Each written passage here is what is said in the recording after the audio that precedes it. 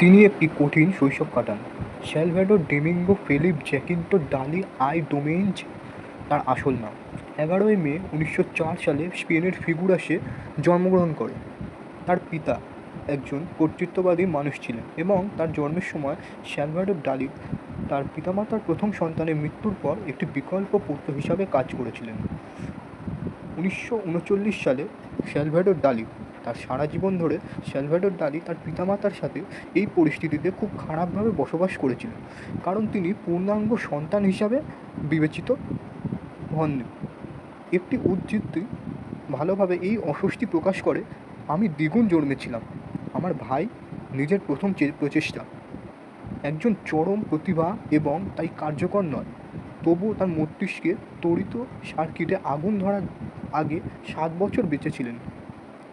12 বছর বয়সে তিনি একজন স্থানীয় চিত্রশিল্পীর সাথে শিল্পের আনন্দ আবিষ্কার করেন, একজন নির্দিষ্ট জার্মান পিচট, যিনি তাকে সবচেয়ে জনপ্রিয় ইমপ্রেশনিস্ট পেইন্টিংয়ের সাথে পরিচয় করিয়ে দেন।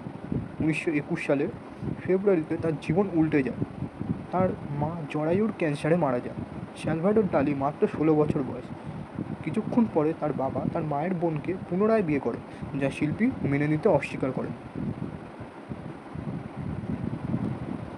1922 সালে তিনি ম্যাড্রিডের একাডেমি অফ ফাইন আর্টসে যোগদানের জন্য তার স্থানীয় কাতালোনিয়া ছেড়ে চলে যান।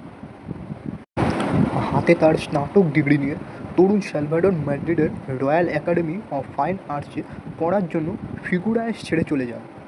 তিনি অবিলম্বে তার শৌখিন চেহারা এবং খামখেয়ালিপনা দিয়ে তার সহপাঠীদের দৃষ্টি আকর্ষণ করেছিলেন। পড়াশোনার সময় তিনি লুইস বুনুয়েল এবং ফেডারিকো গার্সিয়া লোরকার সাথে বন্ধুত্ব করেন। তরুণ চিত্রশিল্পী তখন তার শৈলীর সন্ধানে এবং তার সময়ের বিভিন্ন শৈল্পিক আন্দোলনের মধ্যে নেভিগেট করেন। তাদের জীবনে সবসময় একটি মুহূর্ত আসে যখন লোকেরা বুঝতে পারে যে তারা আমাকে ভালোবাসে। স্যালভ্যাডর ডালি এই উক্তিটি। নাম্বার 3। নাম্বার 3, জুয়ান মিরো অ্যান্ড্রে ব্রেটনের নেতৃত্বে পরাষ্ট্রবাদীদের সাথে যোগ দিতে স্যালভ্যাডর ডালিকে প্যারিসে চলে যেতে উৎসাহিত করেছিলেন 1929 সালে।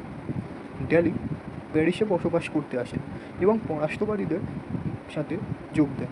তিনি Jean Arp, Max Ernst, Andre Breton, Rene Magritte, Tristan Tzara, Man Ray, Paul এলওয়ার্ড এবং তার স্ত্রী এলেনা ইভানোভা ডায়াকোনোভা গালা ডাকনাম নিয়ে গঠিত পরাষ্ট্রবাদী দলেই প্রায় আসেন।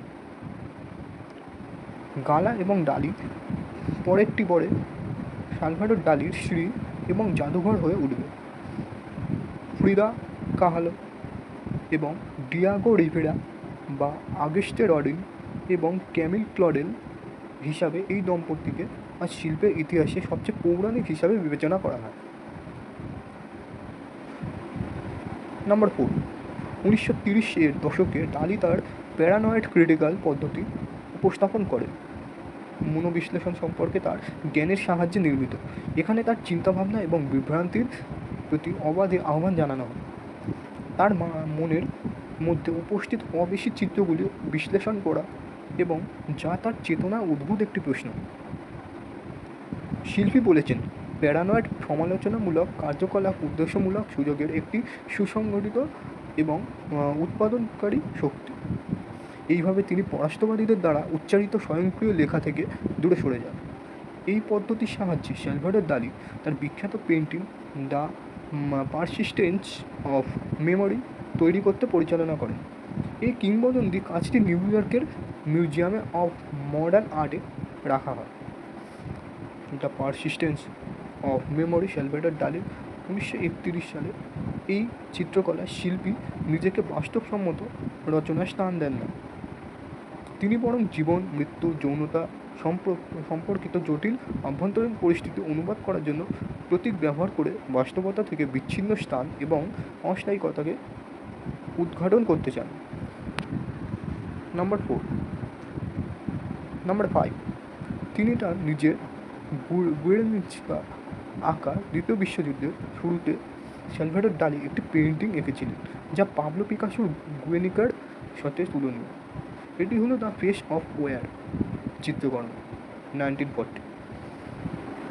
এই কাজটি সার্বজনীন হিসাবে যোগ্য হতে পারে কারণ এটি কেবল বর্তমান যুদ্ধকে উদ্দীপিত করে না, তবে এই সমস্ত সশস্ত্র সংঘাত বা বিশ্বব্যাপী এবং যুগে যুগে ধ্বংসের কারণ হয়। এই চিত্রকর্মটি যুদ্ধের ভয়াবহতা এবং পুরুষদের দুর্ভোগের নিন্দা করে। নাম্বার 6, স্পেনে একটি থিয়েটার মিউজিয়ামে তাকে উৎসর্গ করা হয়েছিল। ফিগারাসে অবস্থিত ডালি থিয়েটার মিউজিয়ামটি 1974 সালে তার দরজা খুলেছিল। এই শহরে পুরনো থিয়েটারের ভিত্তির উপর নির্মিত হয়েছিল। শিল্পীর জীবদ্দশায় উদ্বোধন করা এই জাদুঘরটি একটি তাৎক্ষণিক সাফল্য ছিল, এমনকি মাদ্রিদের প্রোডো মিউজিয়ামের পরে এটি স্পেনের দ্বিতীয় সর্বাধিক পরিদর্শন করা জাদুঘর হয়ে উঠেছিল।